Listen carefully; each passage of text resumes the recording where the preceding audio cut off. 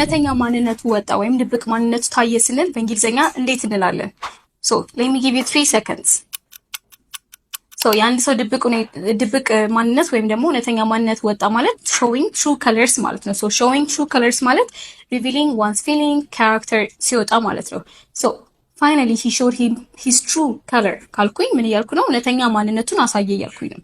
Let's see the second idiom. So ሁለተኛው ደግሞ አንድ ሰው በቃ like የሚሰማውን ነገር ወይም ደግሞ የሚታይበትን ነገር ሙሉ ለሙሉ ፊቱ ላይ የሚታቁትን ሰው what do we call that?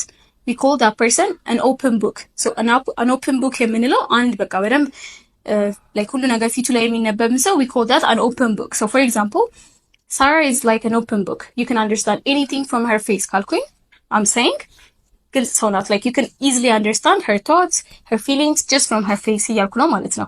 Let's see the third one. ሶስተኛው ደግሞ በብዙ ውጣ ውረድ ያለፈ ሰው ወይም ደግሞ like tough situation ያለፈ ሰው we call that ወይም ደግሞ he's been through a lot ምናምን እንደምንለው there is an idiom for it. So we call that being through the ringer. So being through the ringer ማለት going through a tough situation or a tough የሆነ ሁኔታ ላይ ማለፍ። Okay, so ለምሳሌ you look like you've been through the ringer ካልኩኝ ከባድ ሁኔታ ውስጥ ያለፍክ ትመስላለህ ያልኩኝ ነው ማለት ነው።